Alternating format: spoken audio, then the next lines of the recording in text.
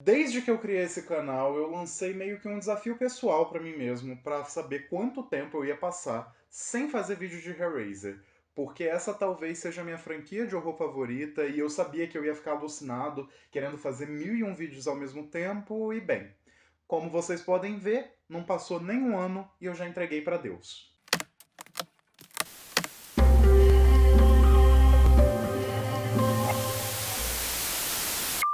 Olá, sejam muito bem-vindos ao Fita Maldita. Eu sou Gustavo Fiô e hoje é dia da gente abrir a nossa configuração do lamento e convocar os cenobitas. A gente vai falar um pouquinho sobre couro, sobre sexo, sobre tesão, sobre body horror, sobre demônios, sobre chicote, algema, corda de alpinista.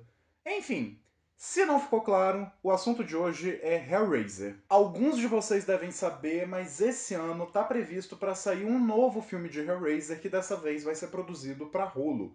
A gente ainda não sabe se é um remake, se é um reboot, se vai dar continuidade à saga de filmes, mas enfim, eu já estava querendo falar um pouco sobre essa saga aqui e eu aproveitei esse lançamento que está vindo para fazer uma maratona alucinada aqui no canal, onde eu vou falar dos livros e dos filmes de Hellraiser. Então, sejam bem-vindos. E eu sei, já é senso comum de que a saga tem um monte de filme ruim, um monte de bagaceira, um monte de tranqueira, mas isso é assunto para outro dia. Hoje eu vou falar um pouquinho sobre The Hellbound Heart, ou como ficou mais conhecido aqui no Brasil, Hellraiser, que veio lançado nessa edição linda da Dark Side Books. Mas antes da gente resolver a configuração do lamento, não se esqueça de curtir o vídeo, se inscrever no canal caso ainda não seja inscrito, ativar o sininho para receber todas as notificações, me seguir nas redes sociais que estão linkadas aqui na descrição e também compartilhar com seus amigos para trazer mais almas pro Fita Maldita.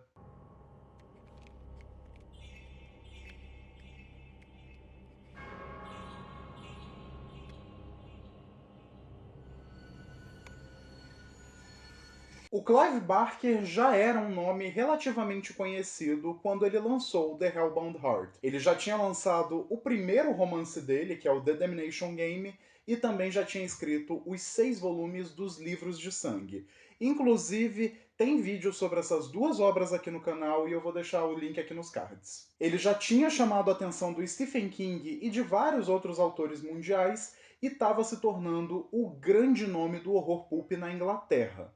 Contudo, a obra que realmente ia explodir a carreira dele foi lançada em 1986 dentro de uma coletânea chamada Night Visions, que contava com trabalhos do Barker e de vários outros autores. The Hellbound Heart era uma das histórias que estava presente ali dentro daquela coletânea e durante muito tempo as pessoas não conseguiam comprar ela a não ser dentro da antologia. Você precisava ter o livro da antologia para ler.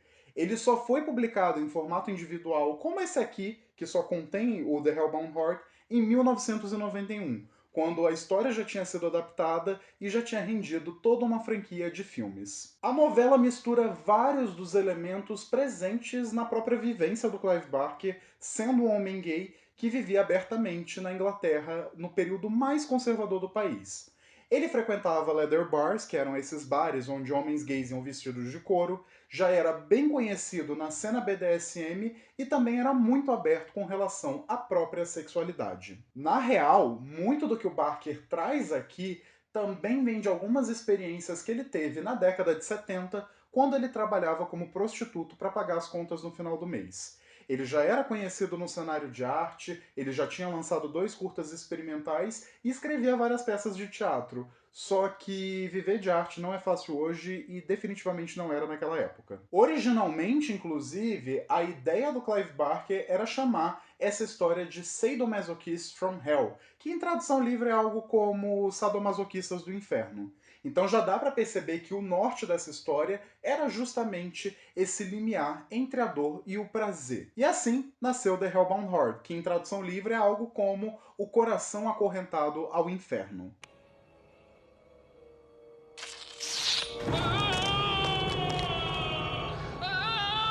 Na história, um homem chamado Frank usa uma caixa de música bem esquisita para abrir um portal entre dimensões, convocando para a nossa realidade Os Cenobitas. Anjos para um, demônios para outros, eles vêm com a promessa de trazer um prazer indescritível. Só que o que o Frank não sabe é que prazer para eles é tortura para os seres humanos. Meses depois, o irmão do Frank, o Rory, se muda com sua esposa, a Julia, para essa casa onde o Frank morava e onde ele também abriu a caixa. Os dois estão num momento muito delicado do relacionamento, a Julia tá sempre irritada e parece estar muito insatisfeita, e para piorar, a gente ainda tem a presença da Kirsty ali no meio. A Kirsty é uma amiga do Rory e dá para perceber que ela é bem apaixonada por ele.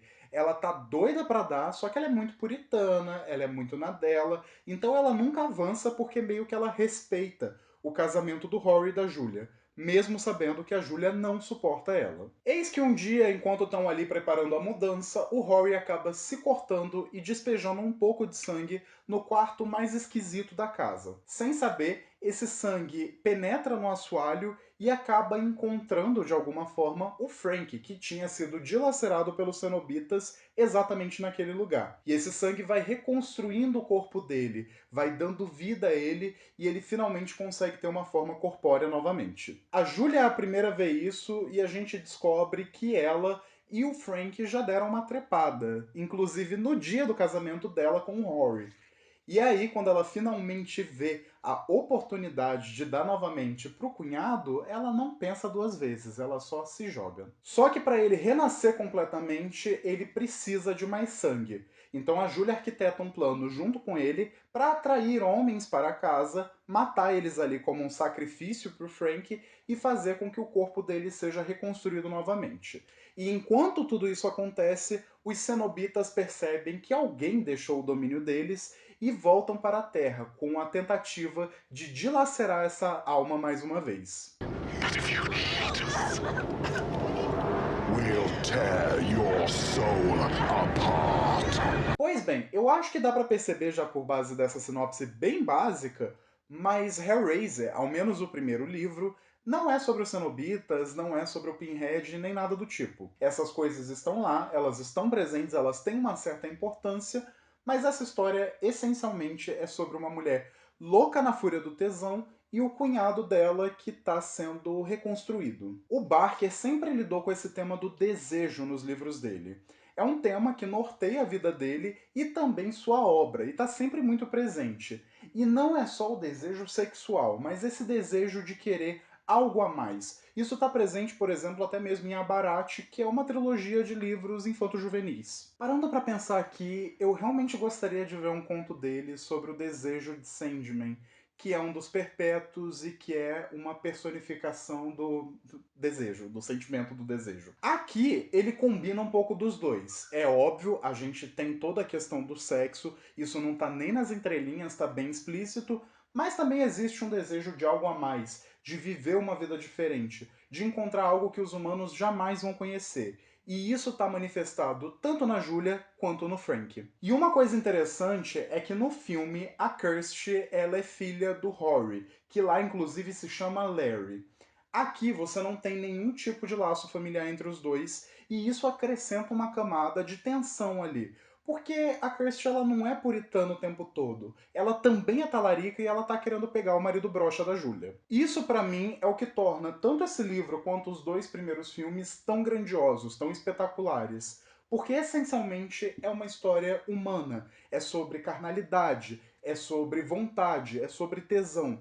Isso sempre está presente nas melhores obras do Clive Barker. Essa noção de ver humanos errando, humanos sentindo a flor da pele e o elemento sobrenatural que está sempre ali, mas quase sempre como pano de fundo. Ao longo de todos os capítulos, você vai se emaranhando nessa rede de intrigas entre a Julia, o Frank, o Rory e a Kirsty.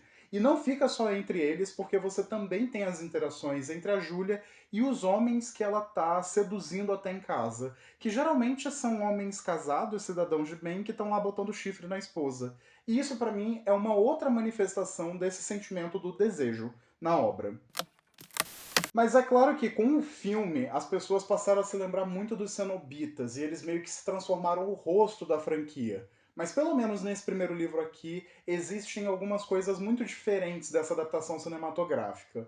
A começar que, apesar dos paralelos católicos, o Barker não descreve eles como demônios vindos do inferno. Na verdade, eles são seres extradimensionais que conseguem chegar até a Terra a partir de pequenas fendas na realidade que geralmente são provocadas pela abertura da caixa de Le Marchand. E a função deles é justamente oferecer esse prazer de outro mundo que jorra em ondas. E uma coisa que eu acho muito interessante nesse primeiro livro, principalmente se a gente considera a época em que ele foi escrito, é que eles pedem o consentimento das pessoas. Não é só você abrir a caixa. O Frank, quando abre a caixa, ele sai lá e fala: Ó, você quer mesmo? Você tem certeza que você quer isso? Você vai até o final? Então bora. Tanto é que, por mais que o livro flerte com essa violência e quase pise no abuso sexual, a gente sempre tem algo mostrando que esses personagens querem fazer o que eles estão fazendo. E os cenobitas, de certa forma, representam isso, essa vontade desenfreada por um prazer que é cruel e mortal. Claro que isso pega bastante na questão do BDSM, as inspirações aqui são muito claras, mas também mostra que o Clive Barker tinha a mente aberta para esse tipo de tema. Tanto que ele não escreve os cenobitas como vilões clássicos, eles estão acima das noções de bem e de mal. Eles são quase forças da natureza. E eu acho muito bacana também como o livro acaba explorando uma certa moralidade ambígua dos personagens. Por exemplo, a Julia, que é a minha personagem favorita de toda essa franquia, ela não é exatamente a vilã porque ela está insatisfeita, frustrada sexualmente, ela quer trepar com o cunhado.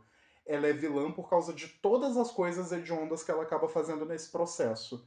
Inclusive, o final dela é muito desolador. Obrigado pelo trauma, Clive. Mas voltando aos cenobitas, eu gosto muito da forma como o Clive Barker caracteriza eles, porque ele não passa muito tempo descrevendo como eles são deformados e horríveis nem nada do tipo. Ele fala de uma coisa ou outra, ele aguça muito mais a sua imaginação para tentar entender o que são aquelas criaturas, e eles são descritos quase que de uma forma meio andrógena. Existe, no entanto, uma figura meio líder que tem uma voz feminina, e que também é cheio de pregos na cabeça, e a gente sabe muito bem quem é. Só que ele não tem todo o papel que ele tem no filme, ele também não tem essa questão dos nomes, por exemplo, Pinhead, Butterball, Shattery, essas coisas. E isso eu gosto. Não necessariamente porque eu não gosto dos nomes dos personagens, eu acho bagaceira de uma forma boa, mas eu gosto que o livro trabalha isso com mais seriedade. Na verdade, o único cenobita que tem um nome que é específico e é falado é o engenheiro e ele só aparece no final. Mas a escrita do Clive Barker é tão boa que você consegue sentir um pouco do perigo e da tensão toda vez que esses seres entram em cena. Eles até passam uma certa segurança, eles conseguem convencer você do que eles estão fazendo, mas no fundo você sabe que existe uma consequência muito sombria para esse presente que eles oferecem.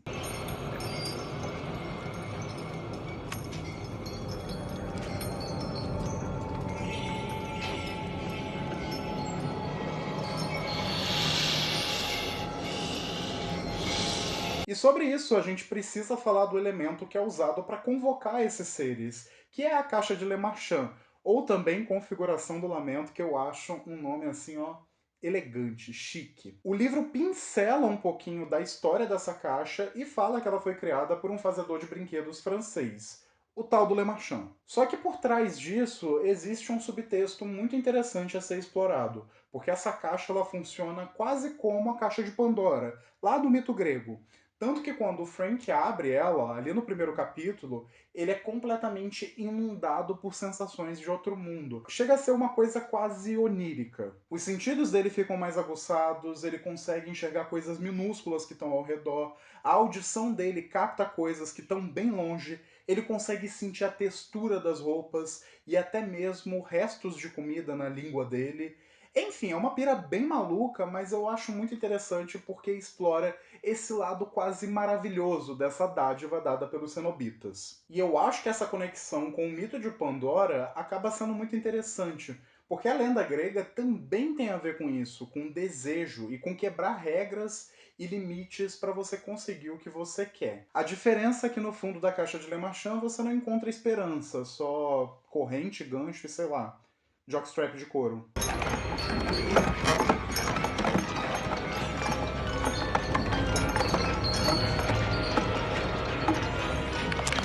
No No geral, The Hellbound Heart acabou ficando conhecida como a obra mais emblemática do Clive Barker. E é até um pouco curioso porque eu sinto que ela é como se fosse uma continuação espiritual dos livros de sangue. Eu, inclusive, conseguiria ver essa história ali inserida junto dos outros contos nos volumes dessa antologia. O impacto foi tão grande que o Clive Barker acabou dirigindo a própria adaptação cinematográfica disso aqui. Só que esse assunto para outro dia. Mas até hoje eu acho esse livro muito bom e muito representativo do que é a própria arte do Clive Barker. Não só pelos temas abordados aqui, mas também pela escrita dele, que é quase poética. Eu vou ler aqui um trechinho do livro e talvez tenha spoilers, porque afinal de contas é o último parágrafo do livro, mas eu acho que vocês pelo menos já devem ter visto o filme, né? Pelo amor de Deus. Mas eu queria ler essa parte porque eu acho que ela ilustra muito bem esse poder do Clive Barker com as palavras. Ela esperaria e observaria, como sempre esperara e observara, na ânsia de que tal enigma um dia chegasse às suas mãos. Mas caso ele falhasse em se apresentar, ela não ficaria demasiado triste, por medo de que a reparação de corações partidos fosse um enigma que nem o tempo tivesse a habilidade de resolver. Chique, né? Elegante. Tô todo arrepiado. Enfim, essas são algumas opiniões sobre The Hellbound Heart, ou Hellraiser, se você preferir. É um livro que eu gosto bastante e que eu recomendo muito que vocês leiam, mesmo se vocês não tiverem muita familiaridade com o trabalho do Clive Barker.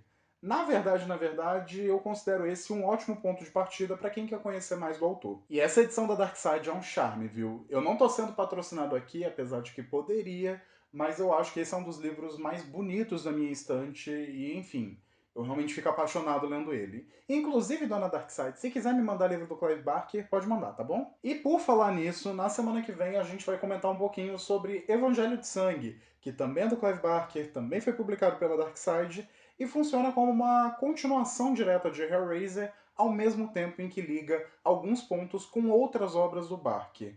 E vocês podem esperar, viu? Porque esse livro aqui é polêmico e o vídeo talvez seja também. Enfim, finalmente falei sobre Hellraiser aqui, eu tô muito feliz com isso é algo que eu queria fazer há muito tempo.